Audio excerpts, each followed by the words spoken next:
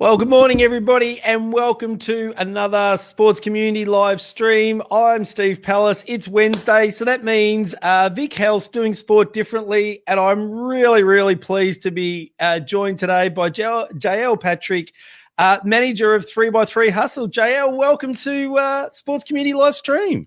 Thank you for having me. No, very. I do say it every week, and I listen back to the recordings, and I've got to find some new words. But I am very excited to talk about 3x3 Hustle. So, for those that don't know what 3x3 Hustle is, what is it?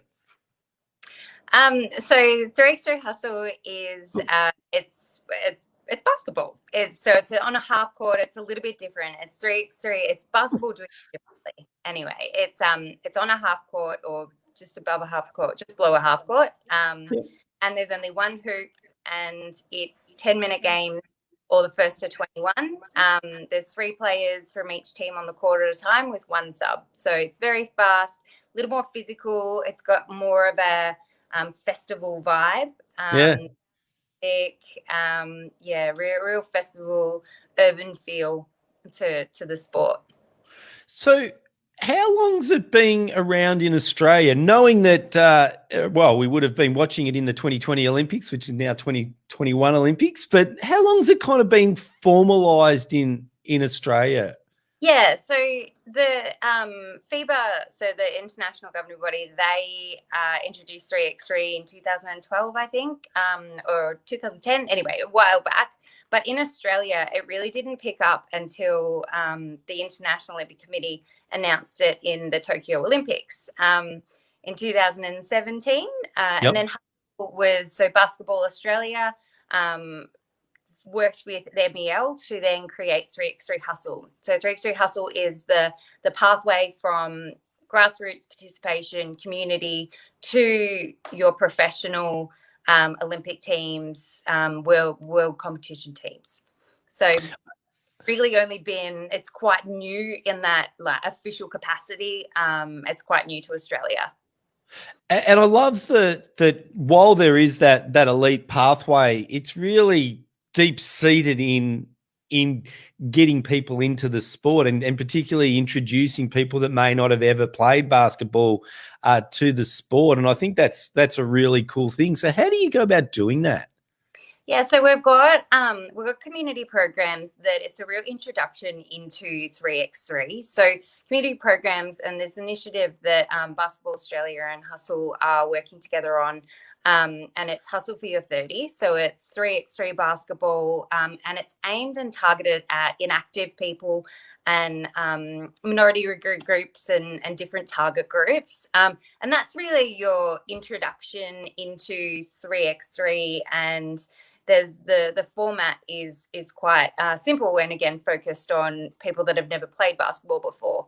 Then it kind of goes into your street hustle level, which is a little bit more competitive. So that's where the pathway comes along, where you can transition from that community through to street if you want to continue playing and be a little bit more competitive about it.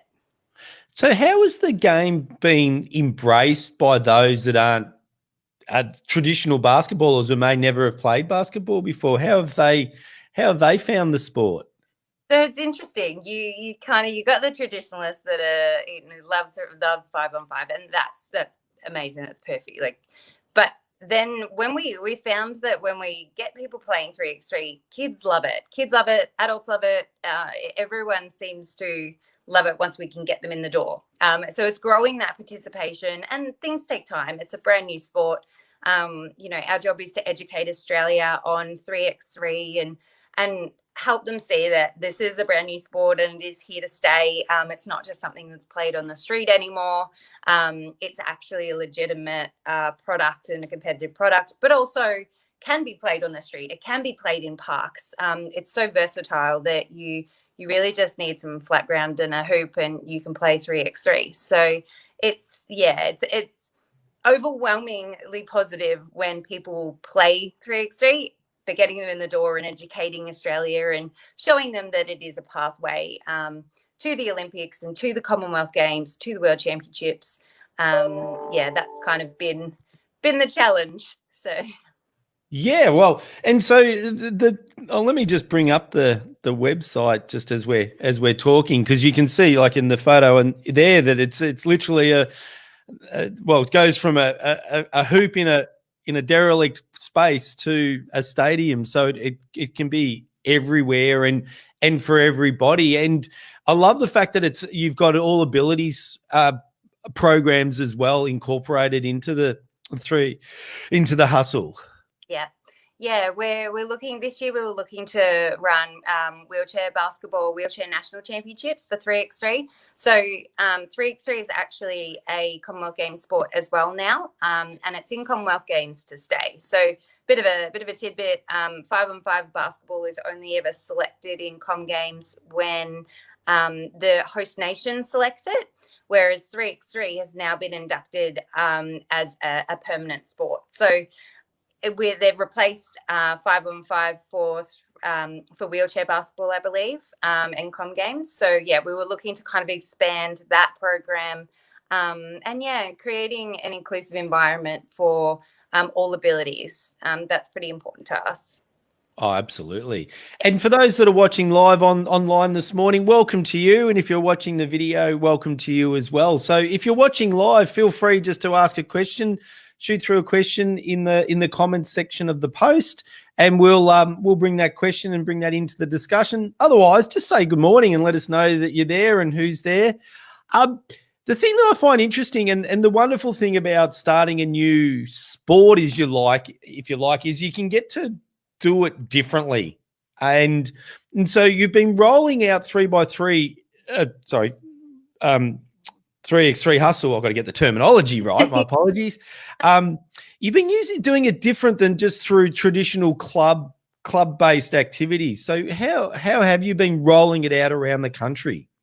Yeah, the great and the intriguing thing about 3x3, it's the FIBA model is that the man on the street can win their way through to Olympics. Well, we're kind of going down that path, maintaining the integrity of what the core product is of 3x3. And with our platform, with our registration platform, you don't actually have to be aligned with an association or a club.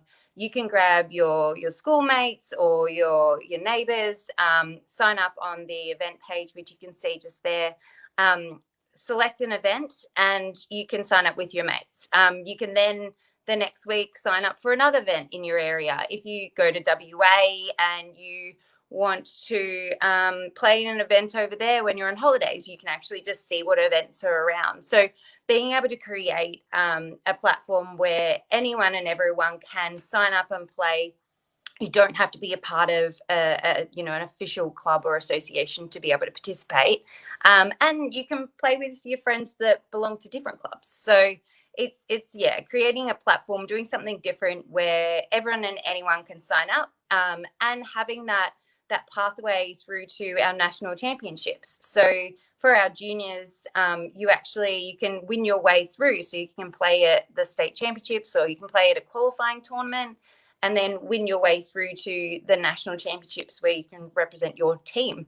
That's an exciting part of it, and part of the pathway is being able to somewhat remove the politics of things, and kids being able to win their way through based on their abilities and their performance in the tournaments. So what if I just want to play a game of pickup, like the old traditional pickup? So if you've got tournaments and at just that, not just that, but at community level where it's just the community coming together and just having a shoot? Yeah, we definitely have in the past. It's something that we're wanting to get operators to help us deliver these products, and it's such an easy product to deliver. I don't have a basketball background, although I've worked in basketball. Don't have a basketball background, and I can run tournaments, so I feel like if I can do it, anyone can. And so you get it. We're looking to partner with councils, with associations, with clubs, with people that just want to grow 3x3 basketball or grow the sport or provide another opportunity for people in their area to play. We provide all the education and help them run it through the system to make it an actual product and a FIBA product. And I think this is really important, and I think it's worth dwelling on. Is that you're looking for people to help roll it out within their communities, but it could be a club that coordinates it. It could be an association, but it could just as likely be a council. And do you have many examples of where you've been working with councils? Yeah, definitely. We take things down to our major tournaments down to Geelong, and we work with the councils closely there. In terms of event delivery within the councils, councils generally would partner with one of our operators to then deliver the event. But that being said, we've got people that run events that are just their players, and they come in and they'll run events. They'll run hustle events. We've also got big associations, and we're looking at schools and getting the program into schools because it is so inclusive, and it's also incredible with the development. And that's, I mean, a little bit off tangent, but that's one thing that I'm really passionate about is the transferable skills that 3x3 teaches kids, and the growth that you experience through playing 3x3, because there is no coaches, so it's a little bit different. So kids naturally have to then take on a leadership role on the court, and being there in the half court and four players, they actually get a lot more touches and a lot more Yeah. shots. Basketball, you don't have them just running back and forth constantly, shooting and missing. So everyone gets a lot more touches of the basketball. So the development of their skill set, you see it a lot faster and a lot quicker. It's pretty exciting. I'm passionate about it. And it's a great opportunity. Like so often in sport, we separate by skill, which Yeah. often breaks up friendship groups. So it's a great opportunity for friends to play together, and at whatever level that they, as a group, they go through. And I think that's been one of the things that's been really interesting watching. Oh, well, not watching, but reading and looking at the posts and looking at the experience that it's creating. Yeah, and that's one thing we're finding is that a lot of associations that will run 3x3 hustle events, they'll get teams and kids from different locations, and it kind of brings everyone together, and everyone's on the same playing field. So you're playing in a hustle event. It's not representing an association. You're playing with your mates and your team, and you can play with different people, and that is the exciting part, is being able to play with your friends that you might go to school with, or you might hang out with around in the neighborhood. So yeah, being able to have that flexibility and that opportunity. That's what we kind of. There's a couple of things, and you've sent me through a video, and I'm going to bounce around it a little bit, because one of the things, if we just play a couple of, actually, before I do that, let me just go back to here, just to before we play it. One of the things that you've done, which I think is a great strategy, is link it to different events, whether they're council events, sporting events, cultural events, and that sort of thing. And I think it's such a wonderful idea, because you can be running the introductory programs at the same time as you can be running the elite, and the community love to participate in one and watch the other. And so that's been really successful for you. Yeah, so we for the last 2 years have set a court up at Moomba Festival, and this year we ran an event at Grand Prix right before it got cancelled. But that's exactly right. You get a bit of everything. So at Moomba especially, we had community hustles running where kids can come in, adults can come in. We'd run games. We'd introduce them to 3x3 and the product and the brand. And then we ran our pro event during the weekend as well. And that was hugely successful. We had like lines, hundreds of people lined up, watching in crowds. And yeah, just being able to create a product that can bring some more atmosphere to an event, and that's one thing that we're finding is really successful is shows, is carnivals, places where we can bring that urban fun carnival feel to an event. We find it fits in really well, so we like to have all our pro events somewhere where there's lots of crowds, so you can build that atmosphere for our pro players.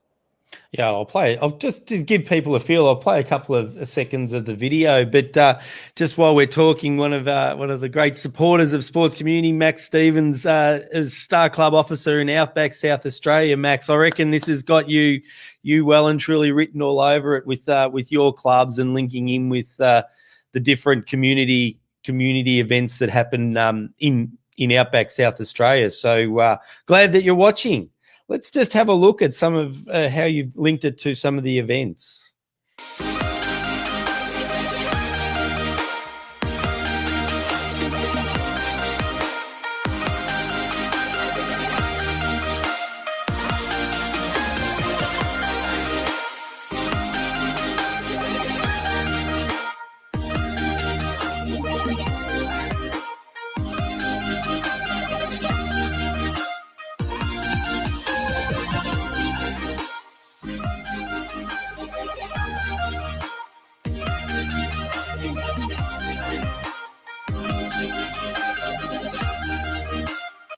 So it's just as much about the experience, isn't it? You're creating that it's the perfect convergence of sport and entertainment in the way that you do it with the bigger events.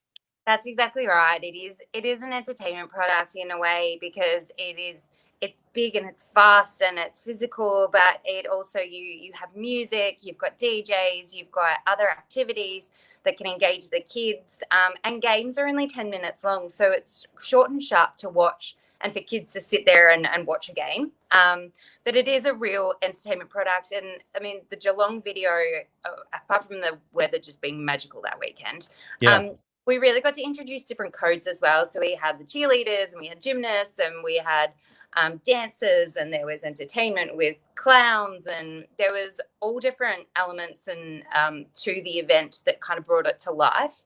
There was food trucks, and yeah, it was a really great weekend. But that really showed what the product can do and how versatile it is, being able to just drop a court anywhere, basically that's got flat ground, and being able to run an event there. The Arafura Games was incredible in the NT. Yeah, it is. Full experience, and especially for our athletes as well. They just had a completely different experience for them, and being a part of that was just, it was invaluable. We'd love to do it again. I think it's going to be run next year possibly, but yeah, it was being a part of something bigger as well was, it was pretty great. So. And it was only a very small snippet, but you had the kids running up and down the court. So it wasn't like you were introducing people, able to get that message across that, hey, it's not just for the people that can slam dunk. It's for those that have never played before. It's such a really important part of opportunity to showcase what it can do.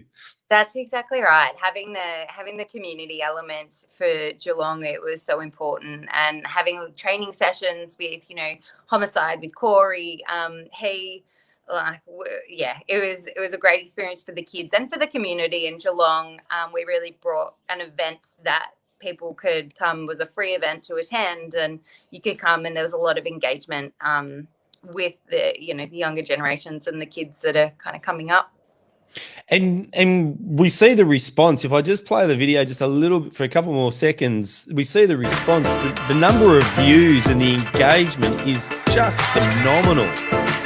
Like 1 million plus views of a video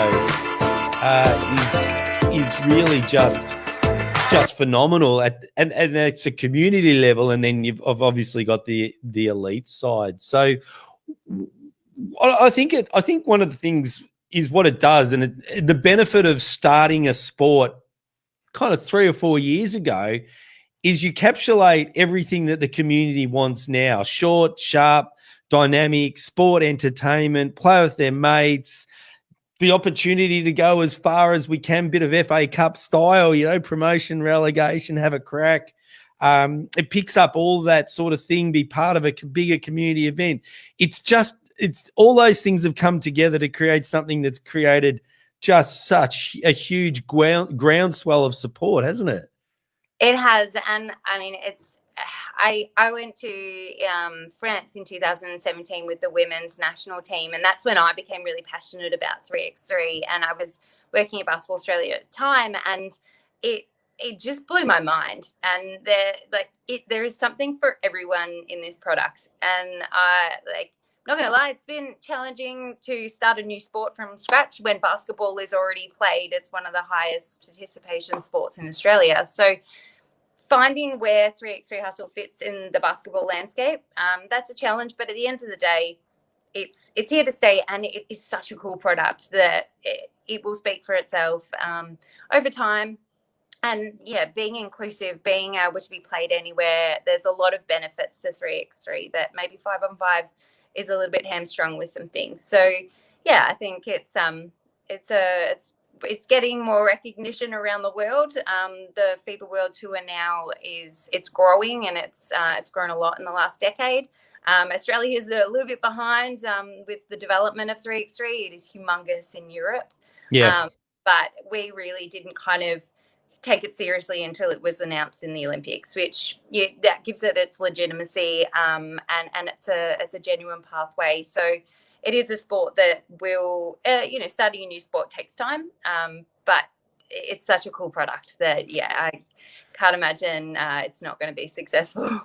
Oh, it'll be successful because it's the product, the type of product that now our community wants to be participating in, or complementing the traditional format. So if I'm a club, an association, or a council that wants to start to provide these programs and opportunities within their community, how do they get in touch with you? Is it just back via the website, is it?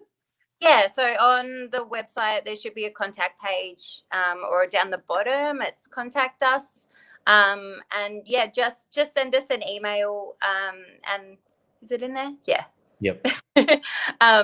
Just send me an email, send us an email through that, and we'll give you a ring, and we'll be in touch to kind of work out. The beauty of it is 3x3 is it's flexible and it's fluid. So whatever your situation and circumstances, we can fit 3x3 into what you have, basically. And it's about growing participation and providing the opportunity everywhere and anywhere. So yeah. And that's what I think is just such a magnificent thing about the format. And that's why I was really excited to get you on and to talk about it and share the story.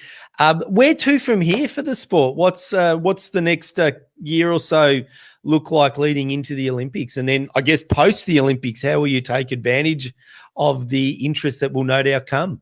Yeah, so the goal for the first kind of the last 3 years was creating a framework that and a solid foundation that we have a platform for people to, once they see it in the Olympics, they see it, and if hopefully we get an influx of people wanting to participate, we've got a solid framework that then they know exactly where they can go depending on what level they want to get to, and where they want to sit in 3x3 in the pathway.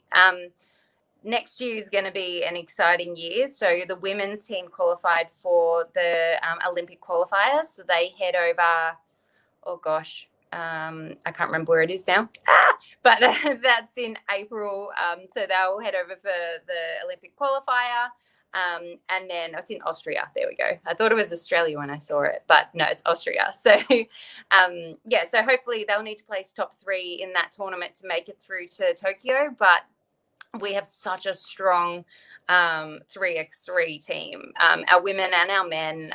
It's the qualifying system for FIBA and for FIBA events is a little bit different. Getting both men and women is a really it's a hard thing to achieve because it's based on participation. So so our women qualified through. We'll help them with our pro tournaments to get them ready for the qualifiers, and then hopefully they'll make Tokyo, and they'll be off to Tokyo for that. Beyond, we run our pro series. It's called March Mania. So that's where we run a pro event at Moomba, Grand Prix, and then we did Geelong. That offers a bit of everything for everyone. So your community as well as the pro events. So it is March Mania because it is nuts. But yeah, that's where we have our national championships as well for our juniors. And yeah, all the fun and exciting big major events kind of happen in that March-April period.